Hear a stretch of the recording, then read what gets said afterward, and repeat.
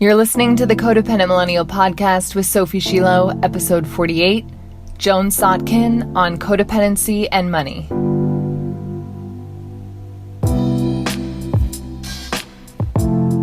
Hello, beautiful human. Thank you so much for tuning in. I'm so happy you're here. I hope you're doing well today. I am honored and so excited to bring you this episode because I got to interview one of my greatest teachers, a mentor of mine, someone I admire so much, Joan Sotkin. She is a metaphysician among so many other things. She's had so many different incarnations, so many different things that she's done over the years, and you'll hear all about so much of that on this episode. It's a treasure trove, really. I want you to take this episode and sit down with a pen and paper, really engage with it. The content here is going to change your financial life and change your emotional, energetic life as well. So really do yourself a favor. Honor yourself by, again, engaging thoughtfully with the content that she provides to you in this episode. You can find all of Joan's content at prosperityplace.com. She has so many books, so many resources there. She also has coaching available if you're interested in that. I cannot recommend Joan's work enough, and I can say that as someone who hasn't even engaged with all of it as much as I would have liked to. I want to be completely honest about how challenging energetic and emotional work is, especially around money. It is difficult. It is uncomfortable. It challenges you. It pushes you. It asks a lot of you. When you engage with this work, when you do energetic work around money, you are demanding a higher level of engagement from yourself than you demand at work or maybe in your relationship or with a friend or with your family members. It is tough stuff. And as someone who wants to support you in your growth, I just want to reassure you and invite you to get really uncomfortable. That is what is required. And that shouldn't be a warning. That should be an invitation. It is the most invigorating thing in the world to uncover your unconscious beliefs and stories that you're running around money and that you're enacting through your money, acting out with your money. You know what? I'm just going to leave it to Joan. I could go on and on and on here, but let's dive in. She will explain everything as we go along. Have a blast listening to this. I know you're going to love it. I'll talk to you on the other side. So talk a little about how your journey with codependency has intersected with your journey and money. And this is really, this is everything for you. Okay. So let's go. Let's go. So what do codependent millennial women need to know about their relationship with money? Because so many of them feel this disconnect or this misunderstanding or just this brokenness there. And some of it is disempowerment. Some of it is lack of experience. Some of it's all kinds of things, right? Like there are lots of roots. But tell my audience, the codependent millennial women listening to this, a little bit about how they can make peace with money and make peace with themselves around money. I know that's huge and that'll be our entire conversation, but let's just start there. Okay. So first of all, understand that whatever you're feeling about money has nothing to do with money. It has to do with your habitual emotions that you're bringing to your money and you're acting out through your money. So understanding that one principle allows you to say to yourself when you're feeling uncomfortable financially, it allows you to say to yourself, well, if it's not about the money, what is it about? And so what am I feeling? Now, not everybody has a feeling vocabulary. So some people have to start from the very beginning because it can get pretty esoteric as you move along. But the first thing to notice as you're looking at your bank balance or you're worried about a bill you have to pay, the first thing that you have to say to yourself or that I suggest that you say to yourself, it's not a have to, it's a choice, is, am I feeling contracted or expanded as I look at my money? And so am I feeling tight or am I feeling expanded? And if you are perceiving that you have money problems, then you're feeling contracted. So you say to yourself, okay, I'm feeling contracted, but that's a pretty simple way of describing the whole experience of an emotion. When have I felt this before?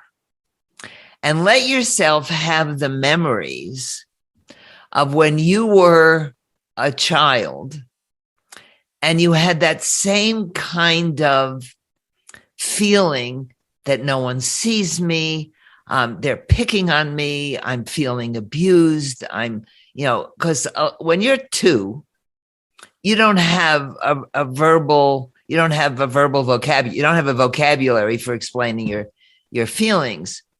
But if you can think back to times in your life, and you don't have to start at childhood, if it was during a bad relationship or any time in your life when you were feeling contracted and wished yourself out of that place. And if you feel stuck financially, that's not the first time in your life you have felt stuck or trapped. One of the main feelings that people act out through their money is feeling trapped. And how many of us feel trapped in our family situation? And because we feel that way, sometimes from the very beginning, I mean, they don't know that we're these cosmic beings that should be able to do anything. And we don't know that either. And so we feel trapped in situations that are uncomfortable. I was supposed to be a boy and I was a girl. And so, when my father called me Jonathan, and, when it was real clear when I was 3 and my brother was born that he was favored just because he was a boy, how many women feel trapped in the female persona because of the way the world is still treating women. So that feeling of trapped, if you feel, trapped financially, if you feel burdened, if you're in debt, whatever the situation is, that has nothing to do with the money. It has to do with your habit of feeling trapped or unheard or unseen. And it's a feeling of contraction. And once you understand that and you can get out of the money worry or the money concern, and you can get into what am I feeling, you're changing the whole dynamic. Yeah. So when something occurs in your financial life, you have then the opportunity, the option to really get into, fear thinking, like this spiraling downward thought pattern of exactly what you're talking about, staying stuck in that emotional habit, that well-worn track, or being more observant and asking questions like, okay, as you said, where was the first time I felt this emotion? How am I acting this emotion out through my finances right now? How is this manifesting? Yes. And there's a process that I take people through. One is, what am I feeling? When have I felt it before? What would I rather be feeling? And do I know how to feel that? Mm-hmm. And what has to happen, remember, every response you're having is just your brain. It's the neural pathways in your brain that go, okay, money, contraction. And so you have to say, brain, that's not what we're doing anymore. So money, expansion. So if you can practice feeling expanded, and that can happen in a meditation, where one of my favorites is that you imagine that you're in a cage, but the door is open. And you imagine yourself walking out of the cage door. And you will be amazed at how scary that is, because you're walking into an unknown. And that's why people are afraid to change their behaviors or their emotions or their thoughts or their beliefs, because the outcome is uncertain and your brain hates uncertainty. Yeah. So it says, be afraid, be afraid. After all, there may be tigers in the woods, and it's understanding that everything you are now, all your behaviors, your thoughts, beliefs, emotions, they're all just habits. There's nothing wrong with you that needs fixing. Yeah. You've never done anything wrong. You've only done what you've done. And the idea is to treat yourself like someone you love. And, the way you're talking to yourself, and it's not as if this happens overnight. I remember many years ago when I decided to give up negative self-talk. And I had to notice when I was doing it. And once I noticed it, I could say to myself, thank you for sharing, but we don't talk that way anymore. Mm-hmm. And to say to myself, the thing that I used was, Joni's a good girl and can have whatever she wants. And because I love applause, I would say this out loud and I would clap. And little Joni would go, oh, good. Okay. and I had to do that over and over and over again. And I no longer pick on myself. Yeah. The other thing I did, and this is a little odd, is there was this character that I would bring forth, was this divine mother who never thought I did anything wrong. And so if I say to myself, I should have done such and such, she would come in and say, no, Joan, you're doing fine. You're doing fine. And sometimes I'd argue with her and say, you always say that. It's a matter. Can you pause there? Yes. Because I think that's really important. A lot of my clients, when we talk about releasing this need to berate the self, they will really push back and be resistant upon facing kindness from themselves. So can you talk a little bit about, I had two questions there.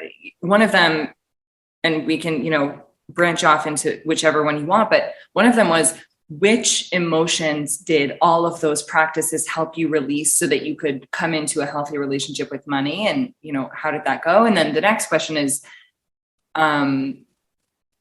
with the resistance, how do you work with extreme resistance to accepting compassion from yourself? Well, first of all, it all depends on the decisions you make. In other words, you have to decide to go through the discomfort of change. When you're building new neural pathways, which is what you're talking about doing, your brain gets confused and you get what I call the moving stupids. If you have ever moved into a new house, you don't know where anything is. You bump into walls, you lose your wallet, you lose your keys. That's because your brain, not you, your brain is confused. People will move into a new house, and if it's in the same city, they'll go home after work to the old house. And there's this feeling of disorientation because your brain is going, what? It's a WTF moment in your brain. What is she doing? And it's uncomfortable. And it can take 3 months to work through the moving stupids. Mm-hmm. So it's easier to go back to what you were doing before because you know how to do that. Yeah. And change is not easy. And I've gotten to the point where I love the moving stupids because I know I'm moving forward.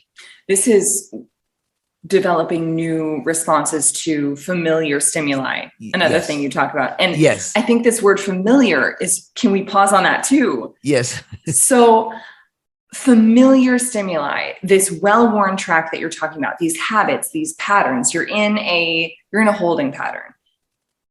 The way things used to be, the way you used to go about doing things, the way you used to go about talking to yourself, and interacting with money and thinking about yourself and all of it. So recognizing how really, truly hard it is to still get the same stimuli. For example, the same external stimuli coming from your job or your bank account or the world around you or whatever. Or a family member. Or a family member. A family member. Exactly. Yes. The same external stimuli, the same familiar stimuli.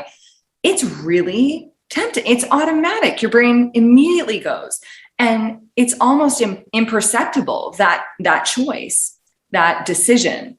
But what you talk about, which I think is really important to empower women around money, is that any disordered behavior around money or any behavior that creates a less than ideal result around money is a pattern, and it can be changed. So even though it's familiar, even though it's the same habit forever, like it really is a decision, and you can change it. You are in control. You do have much more power. As you said, you have more power than you've been led to believe. More power over your emotions, and you just have to be willing to go through the moving stupids. Yeah. When I do a group, people will say, "Oh, Joan, I really have the moving stupids." Yeah. And once you recognize that, you're on the way to healing. Mm. Would the moving stupids would part of the moving stupids be wanting to like immediately reject any kindness from yourself when you're learning to talk kindness from yourself? That's like saying I'm doing something harmful to myself. Mm. It's just a habit. Mm. It's not who you are. Yeah, it's not who you are. It's like one of my favorite affirmations from Codependency Anonymous, which I went to every night, every day. I was in Los Angeles and they had lots of meetings, and I went every day for 18 months till I got it. My favorite was, "What you think of me is none of my business." Mm. And I realized recently that so much of my behavior was because I wanted family members to understand who I am. And it was very subtle. Mm. They love me, but I would do behaviors that were harmful to myself, and I call it self-directed passive-aggressive behavior, where, passive-aggressive behavior is where you get to control other people's emotions and behaviors. So I would put myself, I said, hello, codependency. Okay. And I would put, without realizing what I was doing, it's not like I did this consciously, in order to get their attention, I would have to put myself in a difficult financial position so they would rescue me financially. So that's self-directed, passive-aggressive behavior, because in order to get that payoff of how people behave, that I had to be in financial straits. Distress, yeah. Okay. I also got in touch with the fact, and this is very codependent, that I wanted other people to feel sorry for me. I felt sorry for me because of my position in the family, and I had all these physical problems, and I really wanted other people to feel sorry for me, which would allow them to give me money. Mm. Okay? Mm. When I shared this with my brother, once I had the big aha, he said, "I never felt sorry for you. We just wondered why you kept getting yourself into those situations." Wow. What did you, when you heard that, what went through your mind? Were you like, it was my God. OS, yeah. Foo. I wasted all those years trying to get people to feel sorry for me, and they never did. Yeah. And trying to get people to say sorry for you because you wanted a certain emotional or financial outcome. Either one, or get taken to a special doctor. I didn't know until I was 65 that I have a genetic connective tissue disorder called Ehlers-Danlos, because the doctors didn't know about it until recently. They learned it in school, but they didn't start talking about it till about 7 or 8 years ago. And I had every symptom you could possibly have. I was hypermobile, which we thought was cute. She's double jointed. She's flexible. Right. Really flexible. And actually that plays well in my life because I'm really flexible, which is what allows me to change the way I do. Which I was going to say, we're going to touch on that, but continue. Yeah. Right. And so my parents were often annoyed with me because they had and they were good Jewish parents who took me to the best doctors, which was probably the worst thing that could have happened. Because, they'd schlepp me to New York or whatever it took and no one knew what was wrong. And so, of course, they kept saying it's all in your mind. Yeah. So I was frustrated because I wanted to know why my brothers didn't have the problems that I did. And why no one was listening to you. From an early age, I started reading the medical column in the newspaper. When I was in my 20s, I think it was my 20s, I bought myself a medical textbook so I could try to figure out what was going on. Yeah. And, first I found out about the hypoglycemia, but it wasn't until I was 65 that I found out that all of my symptoms, aside from the hypoglycemia, were due to this genetic disorder. So I had this real feeling that there was something wrong with me. And I was reading all this metaphysical stuff. So why can't I, in meditation, fix these physical problems? Why can't I create this new persona for myself?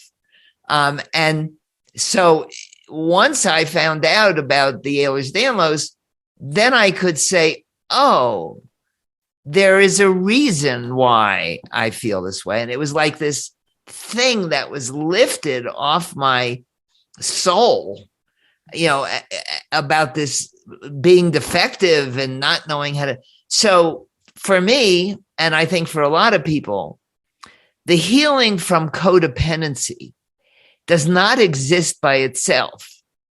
It relates to what you're eating, how you're exercising, how you're feeling physically, emotionally, spiritually. We are not beings who can look at our lives and in segments and say that it's like when people take resveratrol, whatever that's resveratrol. Called. Yeah, right. Yeah, to stay young. Yeah, it's not going to do it. I don't know what it's called, but anyways. No, I mean, I'm 81. I'm going to be 81 on December 30th, and I'm now walking 2 and 2+ miles a day.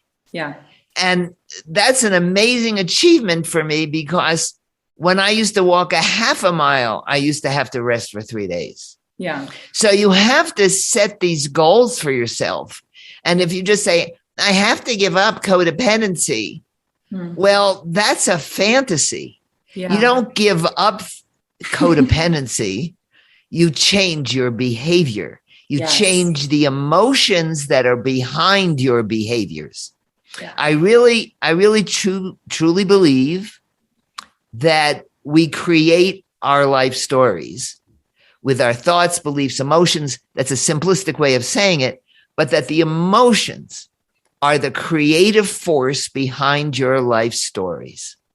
And if you want your life to change, you have to alter those emotions, recognize and alter the emotions that you're acting out through your life stories. And that includes feeling less than, all my other favorite from Codependency Anonymous was, I am enough. Well, which translates to I have enough. And what I see is missing is teaching people how to be satisfied, how to accept who they are, and to accept absolutely everything that's happening in your life. And that takes us into the whole synchronicity thing, which is, I've been interested in synchronicity for a while. And I remember 2 winters ago, I was walking in the park and it was the first cold day. And so I was wearing a jacket that I hadn't worn in a long time. And I had no tissues in the pocket. and in Santa Fe, you should always have tissues in your pocket. It's a high allergy state. So I'm walking along and my nose starts running. And I say out loud, and I was walking alone at that moment, and I say, I need a tissue. And I walk ahead about 50 feet, and there's a very clean napkin on the ground. And I look at it and I say, will I get germs? It's like, and I knew that I had to pick it up and blow my nose. Oh my God. And I said to myself, because I had always noticed synchronistic things. And I said to myself, what if everything that happens is synchronicity? Everything. That there are no bad things happening, because everybody thinks synchronicity is when good things happen, like when someone you're thinking about calls. Mm. Well, what if everything that happens in your life is what you need, and you need everything that happens in your life to become who you're becoming? When you're 35 or 45 or even 50, there's this tendency to judge what's happening in your life as good or bad. Well, it's not good or bad. It only is what is. When, the fact that I have this genetic condition, I could resent the hell out of that because I can't do what other people can do. And now that I'm this age, my hands don't work right. And the thing that limits my walking is my feet and all sorts of things. And when you understand that you don't know who you're becoming. I mean, when I was in my 40s, I had a crystal business. I had a very successful crystal business. And I wound up going bankrupt because I didn't know how to manage cash flow. Took me a while to figure that out. And my father died and I started acting out the grief through the loss of money. I mean, life is complicated. And the problem is, it's like people will say to a 25-year-old, what's your purpose? Well, how the hell do you know when you're 25? Amen. I see that your purpose is whatever you're doing today, because don't try so hard to be someone else. If your purpose is to find out who I really am, and that's going to take a while. It takes till you're 50 to find out what you're not and who you're not. Yeah. Okay. So you're 50 and you're going, and this happens to clients of mine who are very successful business people. And they call me when they're 52 or 53 and they're going, something's not right. I made all the money I have to make. I'm successful, but something's missing. And what's missing is you. It's your understanding of your internal world, which is your private space. And you've been spending so much time trying to be like other people and to be successful in business the way they are. Or to try to be a certain way in order to be seen by other people. And to be accepted. And to be accepted. Not just the seen, but the accepted. So let me tell you a story. When I had my crystal business, I loved the crystal business. I was the first person. This was it. I started playing with crystals in 1977. And, people have them now. It's a big deal now. At the time, people who were mineral collectors, that was about it. And I had given everything I owned away. And I was starting to come back, and I was wandering for a number of years. And one day I heard, go buy a pound of tumbled stones. And my mother, bless her, had been giving away mineral specimens to people as gifts. And so I knew there was a lapidary store. I was staying at my parents' house at Lake Hopatcong, New Jersey at the time. And there was a a lapidary store nearby. And I went and I said, I need a pound of tumbled stones. And the guy says, what size? And my hands go up and show him about an inch. And a week later, I had a pound of tumbled stones. And I was spending, because I didn't own anything else at the, I was really in this very strange place. And I started meditating, and I started doing things like handing people the stone, and they would suddenly feel the energy. And I would do a little thing with my hands, and I started hearing stories like, oh, I found this thing that I lost, or my headaches went away, or, now this is 1977, where, very few people were channeling and very few people were doing energy healing. And that pound of tumbled stones worked its way up to this big crystal business where I was making a lot of money. And I discovered that when people came, and I wound up having a store, and people would come in, and I would say, pick something you like. There were no books. There was no one else doing this. I was the first one doing this. So I would say, pick something you like, and would you like me to show you how to do it, how to use it? And they would say yes. So I would do this thing with my hands around their head, and I would make a couple of funny noises, and they would always buy the crystal or the stone. So to me, that was a good sales technique. And there were things that happened that scared me. Like this guy came in one day, and I just looked at him, and I touched him in the center of his chest. And I said, what's this pain you're living with? And he was a little surprised, but told me.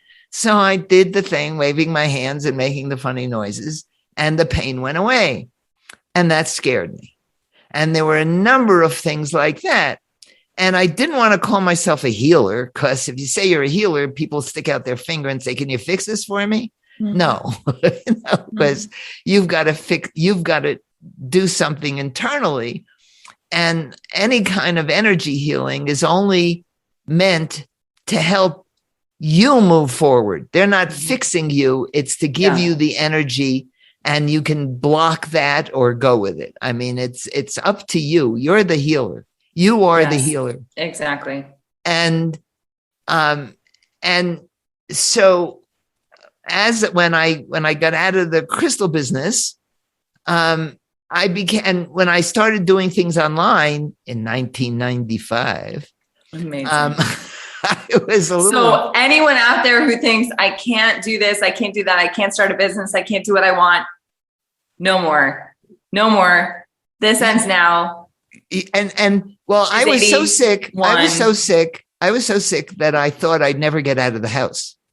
So I started studying mail order, because that way I didn't have to go anywhere, and I could just mail people things. And when I had the crystal business, I was mailing out 50,000 catalogs at a time. And so in 1995, when I got online, it just changed my whole world, because, and then I wound up moving to Santa Fe, where I am now, where everybody's a little woo-woo.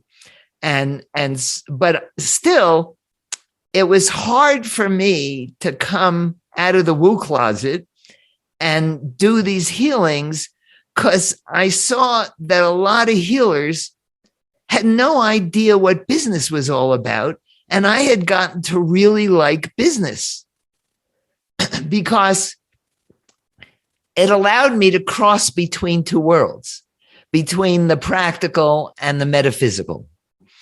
And the practical was more accepted at the time than the metaphysical. When you said spiritual in those days, it was like, who's she? And I didn't want to be the crazy psychic lady. So I decided to be very straight in my approach to business. Fast forward to 2018, when I started doing these energy adjustments online with groups of people. And I would get 30, 40, 50 people together and do the hand thing and the funny noises And people liked it. And I did that every month for a year, and then got scared again that I don't want to be this healer. There was no one else online doing this kind of thing at the time. This is really, can I ask you a question? Yes. This is really important because I want to ask you in that moment. So you were, as we know, healing is not linear, right? It's a process. It's a lifelong process. You can choose to be on it if you want to. And so for you, when that came up, you noticed, okay, here I am again. Yes, I worked through my feelings of maybe ostracization or fear or not being accepted or being, No, you're making an assumption. I still had those feelings, but was doing it anyhow. Okay, so you still had those feelings and you were doing it anyhow. But again, they came up again after you were doing those energy zaps, and still then it made you shut down. So like, I just think it's really important to talk about even someone as experienced as you. You have more experience than anyone I've ever spoken to on inner work. Yes. But even you are still working with and still committed to showing up for yourself in that way of knowing this is something I want to do. This is an emotion I have that is preventing me from doing that. Let me work with this. Exactly. So anyways, tell me more. And I'm going through it now because, yes. I started looking online, and people who were doing pretty straight business stuff are now channeling and doing, working with other entities and, channeling is pretty mainstream. I didn't realize how mainstream crystals. I mean, everybody I talk to when I say crystals, they hold them up and show me what they've got. Yeah. And I realized that a lot of the work I've been doing with people is highly intuitive. It's like when I work with a person and they're stuck, I can see their future possibilities and the choices they have in order to move forward. Mm-hmm. And it didn't seem that unusual to me because I've been doing that for a long time. I just let the words come out of my mouth. Sometimes I'm surprised at the words that come out of my mouth. Exactly. I'll ask someone a question like, did you have a birth trauma? Yeah. And I'll think to myself, where did that come from? So I've learned to be a channel without calling it a channel. It's because I never wanted go ahead. Oh, that is another thing that I wanted to ask you about is this process where exactly what you said, you were a vessel for energy. You are a channel, you're a vessel in that way. So something you've discussed before is when you are in this place of desperation or forcing, controlling, micromanaging, which again are all these codependent patterns and behaviors. Doesn't work. Exactly. So let's talk about how that compacts the energy and prevents any flow. And it's counter to what our fear thoughts want us to do because, the amygdala wants you to control, et cetera. And fear is the main thing that keeps that synchronicity from happening. Hmm.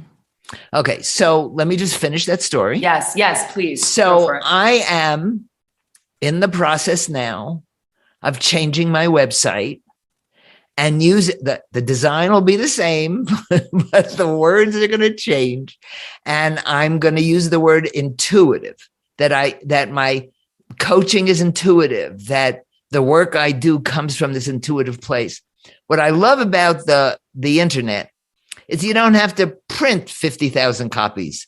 You just have to. Isn't that beautiful? You can, and I know how to do web work. I learned how to make websites a long time ago, so I can go in there and change the copy anytime I want. Yeah. And I'm hoping by the first of the year that it's all going to be the new copy.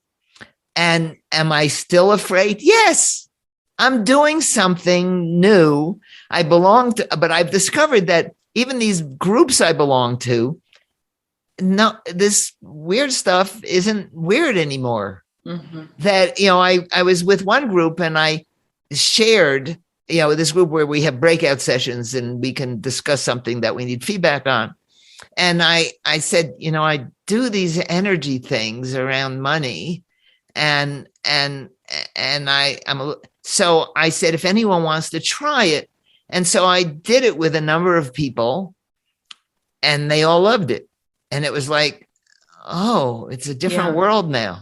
Yeah. And so for me, it's about adapting to the new reality and to stop hanging around with old people because they're stuck in whatever they've been. You just gotta keep hanging around with other 80-year-olds like yourself. I mean, like, where do we find you? Like, where's the community on an island of 80-year-olds who are as enlightened as you are? In Santa Fe, there's a lot of old people, and I have friends who are between 75 and 85, and I can't talk to them about what I do. Although I have one friend who's in his 70s, who started out as a chiropractor and started doing energy work years ago.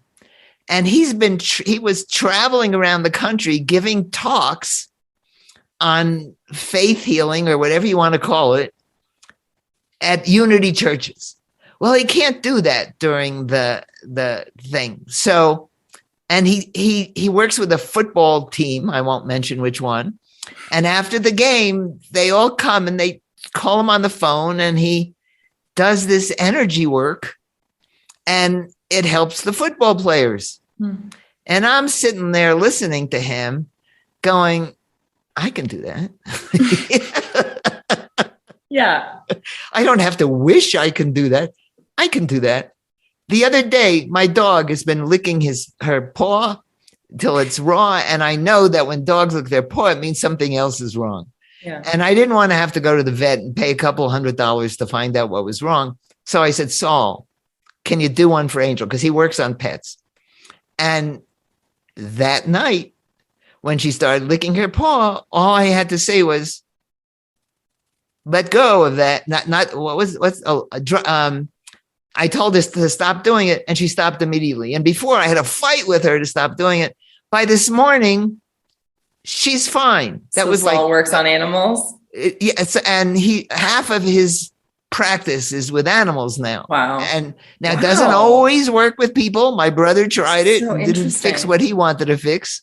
But sometimes what you have that's painful or difficult, whether it's money or health, it's about your emotions, because emotions cause health problems.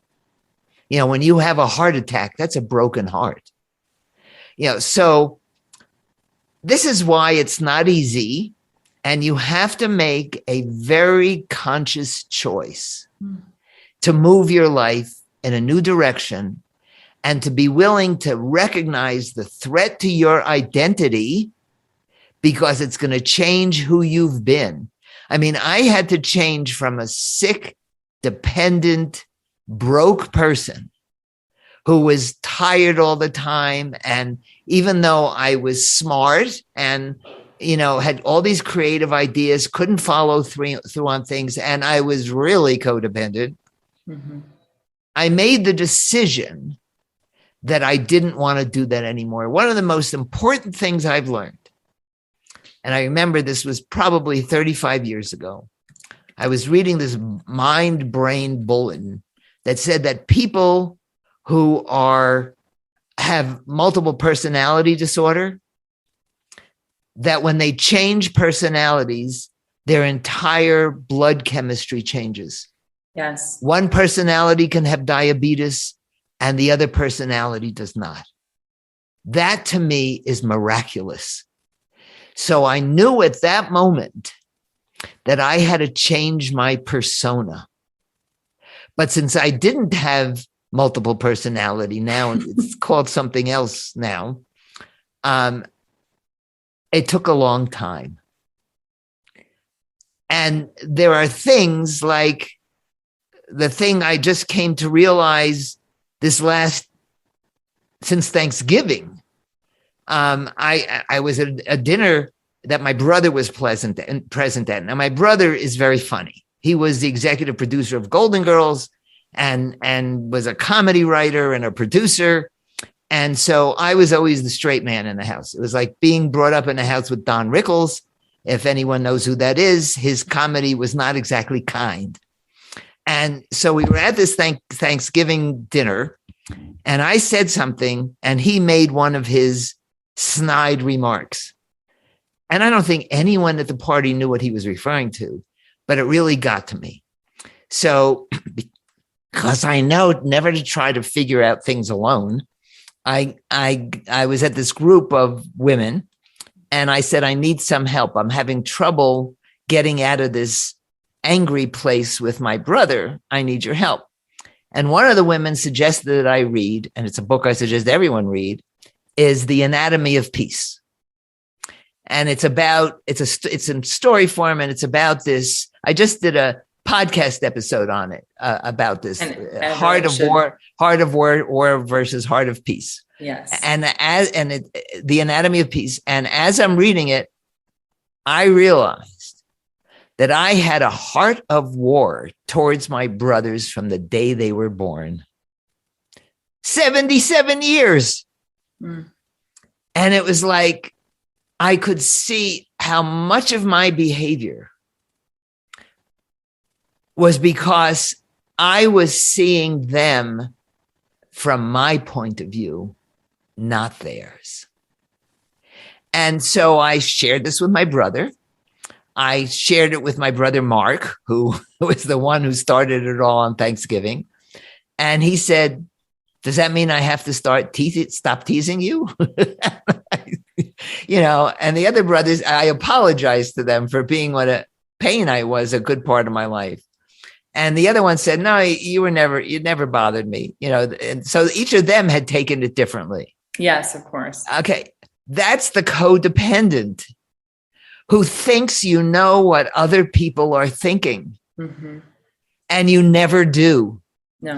And so in the last month, my life has changed. I'm not afraid to change my website and to say out loud who I really am, because I had spent so many years trying to get my brothers to understand who I was. And they never will.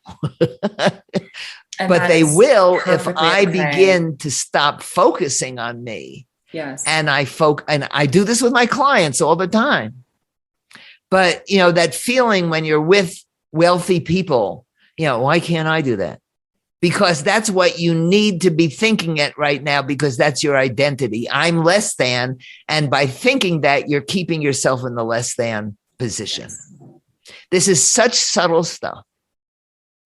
And what I'd like to bring to the world now, when I come out of my closet, is to help you see quickly what's holding you back. And then you have a choice as to whether to stop it or not. And it's like when I work with people, I ask them, what did your father do? What did your mother do? Where were you in the birth order? Because all these things matter. Yeah. And then as people give me the answers, then I try to put myself emotionally in your position and to say, what would I be feeling if I was in that position? Because as you develop these inner, everyone is a channel. You're just blocking it by being afraid and caring what other people think and doing all that codependent stuff. Yep. And I know, as I said, I went to Codependence Anonymous every day for 18 months till I got it. And I've been fixing it since, or learning different behaviors. It's not a matter of fixing it. Exactly. It's learning new responses to familiar stimuli. Yes. That is the whole ball of wax right there. And giving up things that are poisoning you. So things like victimhood and feeling self-pity, as you discussed earlier. So tell me about what were some of the things that you had to give up, that you were clinging to the tightest in order to be happy? And how hard was that? Because you might think, okay, given a choice, do I want to be someone who's steeped in resentment? No. Do I want to be steeped in self-pity? No. Do I want to hate other people? No. But we do it and we cling on to our reasons and we hold on to that so tightly, even when we know that releasing that would catapult us into peace, Because your amygdala is telling you to be afraid. It's all that little thing in your head called the amygdala that doesn't like uncertainty. Now, for some reason, I've learned to love change. When I didn't know where to go after my second marriage didn't work out, that was not my idea of a good time. And being You're like, born, this is not my idea of a good time. I'm going to leave this marriage. That's beautiful. But I was brought up to believe I should be married and have children. I never wanted children because I didn't like being a child and couldn't imagine wanting to clean up poop, which my mother didn't like either. Yeah. And I just never had that motherly need. And so deciding to give everything I owned away, I understand that was not a normal response. And my father stopped talking to me, and everyone thought I was nuts. But I didn't have any idea of what choices I could make that were different. And I had been meditating. That was in 1976. And I started meditating in 1972. I think meditation is important because, if you're not trying to accomplish anything and you don't have to follow what anyone else is teaching you, you just sit there with your eyes closed for 20 minutes and watch all those cockamamie thoughts going on in your head and just watch for a couple of months and they'll stop. They'll slow down. Yeah. Don't listen to everybody on the outside because they're not happy. People think, oh, if I had more money, I wouldn't feel stuck. If I had more money, I could be happy. I know a lot of wealthy people and only a small portion are happy with their lives. So money is not the answer. The power, finding that power within yourself. It's all a matter of energy. And, as I come out of the closet with this intuitive stuff, because it really is there, I want people to understand who they are energetically. In this book, The Anatomy of Peace, it talks about your way of being in the world. And that's the energy you're generating. And the way I learned to love Richard Nixon was to understand that we live in a dualistic reality. And everything has a plus and minus. Even the atoms have a plus and minus. And I thought to myself, well, I'm really glad that Richard Nixon has chosen the minus. That leaves more room for me in the plus. Yeah. It's a choice. Yeah. You have to decide. Do you want to be angry at the politics, at the politicians? Do you want to be angry about what's happening to you? If you're angry about what's happening to you, you're pissed off about your parents. And you're just acting it out through Joe Biden. Yeah. He just represents that person in charge. And to understand that you're in charge. And so if your money, it's like I finally said to myself, Joan, when did you make the most money? When you were willing to be the crystal lady, when no one else was doing it. Now I can't even be the way shower because everybody's talking about intuition. Although I see that not many people are doing the energy work around money. And when I do my monthly, that's going to happen starting in January, my monthly rapid money energy tune-ups, that's my signature. Yeah. And it doesn't matter if other people are doing it. It really doesn't matter. That if I allow myself to start doing that, other aspects of my being will come out to play. Yes. I want to stress that I'm going to be 81.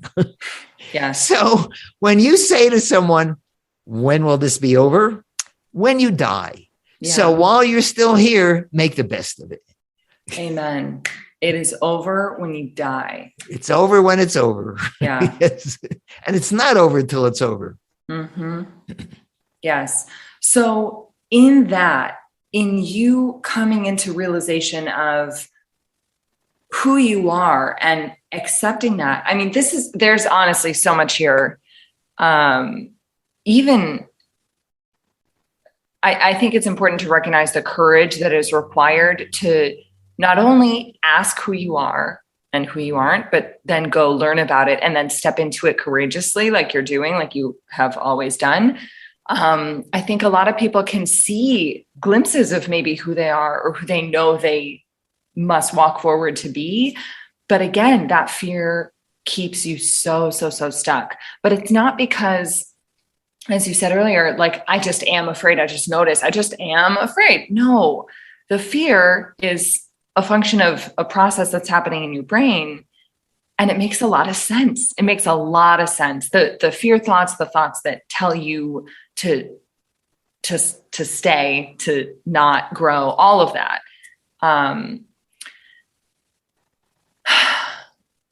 The force, I don't know, for you, you mentioned getting to the place where you enjoy that discomfort or you enjoy that challenge.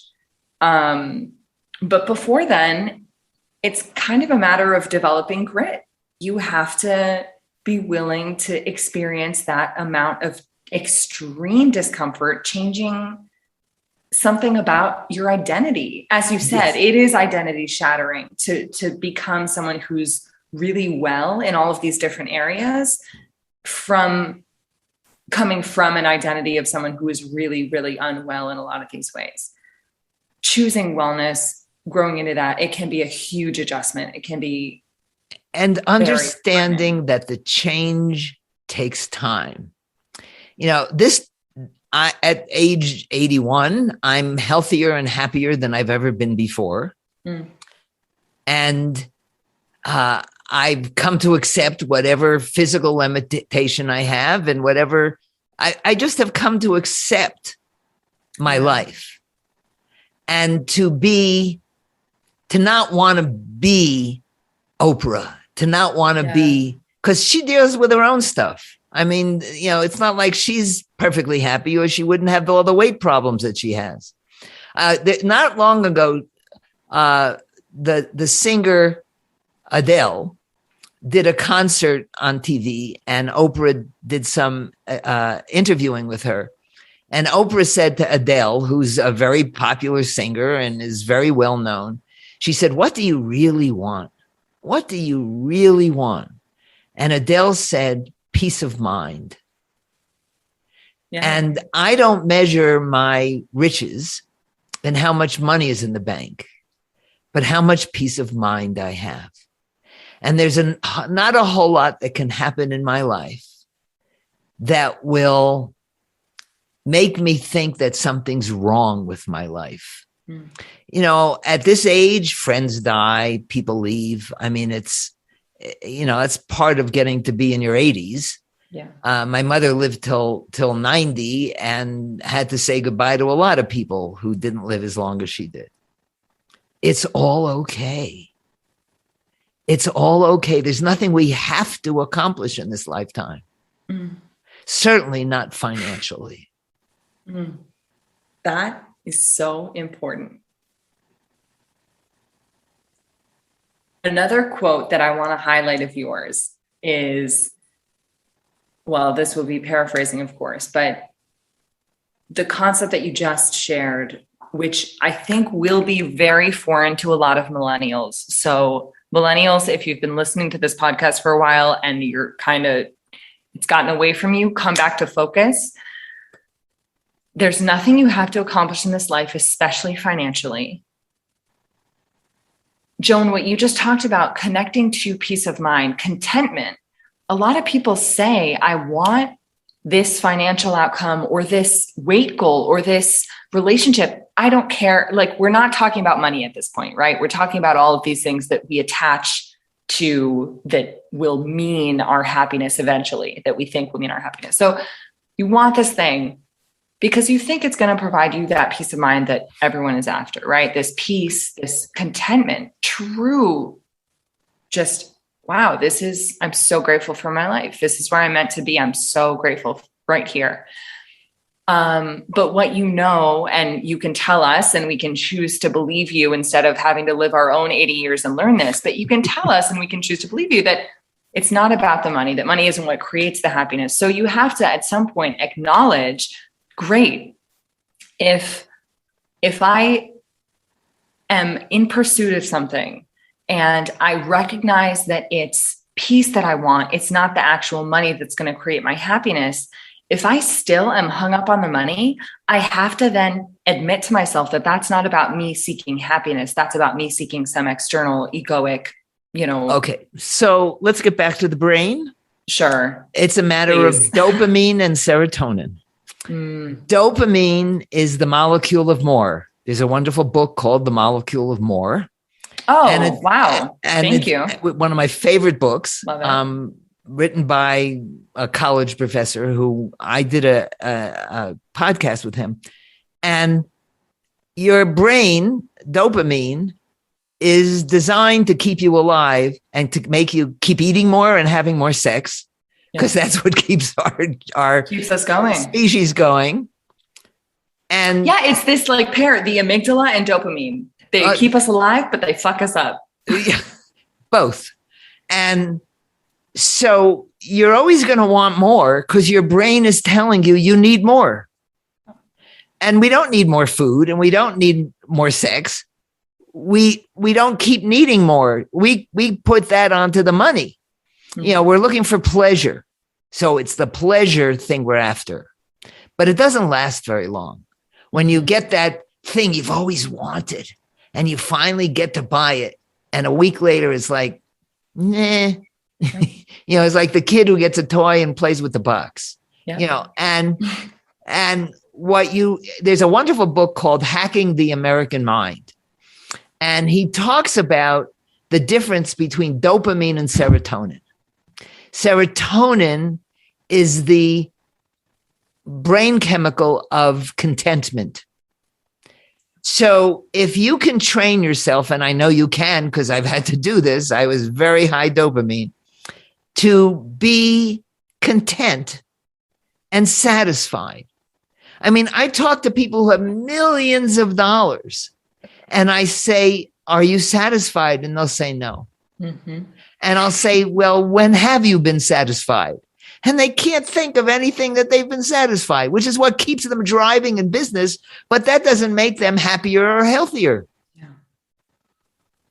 And so learning how to stop craving the dopamine hit and to crave the serotonin, that, it's your brain. It's not you. It's what you've trained your brain to want and believe. Yeah. But the only way to change it is to make the decision and do whatever you have to do to make what you want happen. And what you want has to be peace. And everyone needs to read The Anatomy of Peace. Peace. It's very good. Since you told me about that. Short book, but I just got so many lessons from it. It was the most fantastic read. Incredibly triggering book, but completely essential. I really, really, it is now on my essential reading list that I send out to people. And it's the feeling of, you described a shift in the past month, and I have felt that since reading the book just a week ago. I mean, the shift has been profound. I feel at peace. It is profound. And I want everyone else to have that experience. But they don't always want to have that experience because they love their anger. They love their confusion. They love their victimhood. They love their codependency. And I was there too. And I was too. And my goal is to get you to a place of peace before you're 80. Yes. So when you mention us spending a lot of time in early life or in midlife, even learning what we're not and who we're not, then you can eventually, and you can choose to do this as young as you want to, settle into how good life can actually be when you know who you are and you're okay. Okay, but that's a hard sentence. It's a You hard aren't sentence. compromising. Tell me. Hard sentence is knowing who you are. I think that's our journey through life. But no, that's what I'm saying. Exactly. It's never like, oh, I found the thing. Now I can live my life as that thing. It's an evolution. And maybe part of this is releasing the concept that you're ever going to know like who you are, quote unquote, and that's going to be static. And that keeps, yes. But it's like there was a point, I had lots of crystals around the house. So I decided to open up an Etsy shop because I made so much money selling crystals before. Let me sell some of the crystals in my house. And I went through the thing of taking the pictures. Someone gave me this high-end camera. I took all the pictures and I wrote all the copy and I put it in the Etsy shop. And then someone ordered something and I had to ship it. And it's like, wait a minute. I had a shipping clerk and a shipping department when I had the crystal business. Now someone bought a $2 thing and I got to ship it. Yeah. And I saw that was who I was not. So sometimes you have to do a review. I'm going to try to do what I did when I was younger and find out if that's who I am. But what I am finding out is that the energy worker, the metaphysician is who I am. And I used to say, I'm a metaphysician. I am that. And I just have to find out how that fits into the marketplace. And that's the piece that so many intuitives and psychic, they don't ask, how do I fit into the marketplace? And so I think you need both. You need to be able to go inside and to play outside. Yeah. But to come at all times from a place of love and caring and a willingness to be in a place of peace. Isn't that funny? A willingness to be in who's like unwilling, who's like, no, that's not for me. I'm going to stay over here in anger, but I've been there, And a lot of people are motivated by their anger. Yes. They're motivated by their desire for more. These are the things that motivate. I remember working with someone who really had a lot of anger. And she said, but if I give up the anger, what's going to motivate me? And that's her journey. Yeah, exactly. We all have a different journey. I feel sorry for the Proud Boys and all the people who did what they did at the Capitol because they live in anger. And that causes all sorts of physical problems. You're literally eating away your body.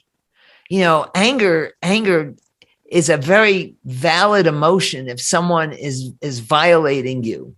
Yes. But just to be angry because you're still pissed off at mommy and you're going to be angry at Hillary Clinton, Yeah. It just doesn't work. Yeah. So being willing to be at peace, if you can do that and you can let that guide you, following that, and again, not falling into the desperation, as you said earlier, the forcing, the micromanaging, the control. I'm willing to be at peace. I'm willing to live my life so that I can experience what I need to in order to become who I'm becoming. That leaves so much room for curiosity, for actual experience, rather than staying stuck in the judgment, in the anger, in the fear, in the control. Absolutely. And I think that we have evolved. I'm amazed at what millennials have accomplished. I don't understand this thing by old farts where they put down millennials. Millennials are part of the future and understand how they think, understand how they feel, understand their frustrations, because we've helped to create those frustrations. And how can we help them see that anger and frustration are not going to change a damn thing, but being a person of peace. And the news doesn't cover the peaceful people. There'll be occasional story about people who live in tiny houses and people who are cleaning up the people, people who are cleaning up the ocean, and as if it's a rare it just happens occurrence. once But there's so many younger people who don't want climate change to get any worse. And Greta and her minions. I mean, these are young people. They aren't the old farts, other than Al Gore, who is an old fart who knows what he's talking about. Yeah. So, I recycle all the there's a company that comes and picks up my compost every 2 weeks. And I pay for that. And once a year, they give me a bag of compost, which I give to my next door neighbor, who's much younger than I am and has a garden in the backyard. And, I do what I can. I've been recycling probably for 30 years since they started in California. Yeah. And I see that a lot of stuff is just stuck in a warehouse anyhow, someplace. But somehow they're going to figure out what to do with all the paper waste. So I continue, I put out my garbage once every 3 weeks because all I'm throwing away are tissues. Because I live in a high allergy state. And so I'm just throwing out tissues. And they keep appearing to you on the path. So you have to pick them up. Yes. It was a napkin. Napkin, exactly. Very rough on the nose. I don't want to use those too often. Oh my God. So we're getting choosy about the things that are appearing to us. But I decided to use it because it showed up. I just want people to understand that there's nothing wrong with them that needs fixing. They just have habits that can change if they make the decision to go through the discomfort of change. And that's the bottom line. That's it. So I am of the firm belief that everyone should learn everything from you. So please tell. And I thank you for listening to my podcast. I really, truly, I mean, I have to say, and I will say this in the intro before I even air this, this recording of this conversation, but the degree to which you've helped me understand myself and work through the patterns that were keeping me in the deepest parts of unhappiness and suicidal thinking and shame and all of that, I can't overstate my gratitude to you, and I can't overemphasize your influence on my journey. So yes, I do fully believe that everyone, especially codependent women, must learn from you, cannot afford not to. So please share with everyone, where can they just get everything that you have to offer? Well, all of the podcasts are on Prosperity Place. What I'm thinking of doing, there's a software. I love new software. And there's a software that allows you to create like a membership thing where you can put I can put all my old the podcasts that I think are most influential. Oh, that's amazing. And and have a small fee for it. And I'm planning on doing that in the new year. Good. Because the way the podcast works, every other time I do an interview with someone who I think is interesting, and now I'm doing more of the internal stuff. But every other one I do a solo episode, and it's very often about the process I'm going through. Yes. Because it's a story. You can follow your journey. Yes. And it's so valuable. I mean, I'm willing to be who I was. I'm willing to be who I'm becoming. And because, as I say many times on the podcast, whatever's true for me is true for at least 100 other people. And if it's true for you, then I'm glad I shared it. I don't expect to have a huge audience, because although most of my audience is younger people now, because the old farts don't care. They don't want to have to go through this process. They're like, I'm tired. I'm done. I'm done. I don't need to do anything different from what I'm doing. And I've got my family all trained to take care of me. And, so, but to me, the journey is just so interesting. Yeah. And I'm so grateful for people like you who have heard me and seen me and have appreciated what I've put out there. And it's because of that I can say, okay, I'll take a chance and tried to define myself as the metaphysician and the businesswoman, because so many people are studying metaphysics. I've been doing it since I was in my 20s. Yeah. And it just came naturally. It was when I first read about Edgar Cayce, There Is a River. I mean, and theosophy. And theosophy is pretty esoteric, but I even read the H.P. Blavatsky's book. Are you serious? I read both of her books. Wow. This is very, very niche. People will not know what we're talking about. Right. And it's pretty esoteric. That is, and the last time I heard the word theosophy was on a very fringe podcast like 2 years ago. Yes. And I actually read the Blavatsky's book. The name, when you get to be 80, it's hard to remember names. I cannot believe you read her books. Okay. Wow. Yes. Wow. And I was in my 20s. Wow. So here I am 60 years later, and I'm finally talking out loud about these things, and it's unreal. I learned how to do astrology and numerology, and if it's out there, I've probably tried it. You've dabbled, yes. And you get to decide what you want to believe, what you want to do. We really have more freedom than we realize. And if you understand that whatever you're going through, whatever you've been through, no matter how painful it seems, is helping you become who you're becoming. Joan, thank you. Thank you. Thank you. Is there anything else that you want to share with a codependent millennial woman who really believes that she is unworthy, really is lost, really believes that she's confused, really doesn't think she can create the life that she wants, doesn't think that peace is available to her? What do you want to say to her? Recognize the fallacy of your thinking and decide to think, believe, and feel something else, because you have total control over that. Remember, thank you for sharing. We don't talk that way anymore. and I'm a good girl, or I can do whatever I want. Joni can have and do whatever she wants. You give yourself the applause and know that you're perfect just the way you are. Look in the mirror. This was one of the most important things I ever did, was look in the mirror, look in your eyes, say your name, and say, I unconditionally love and support you just the way you are. Amen. Thank you. That's it.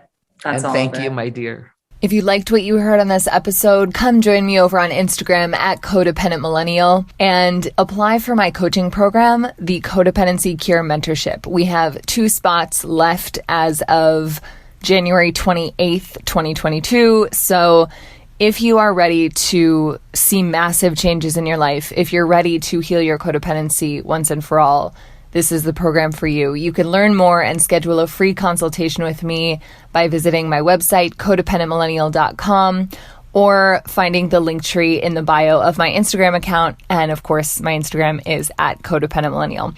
I'll talk to you soon. I hope you have a beautiful day. Bye.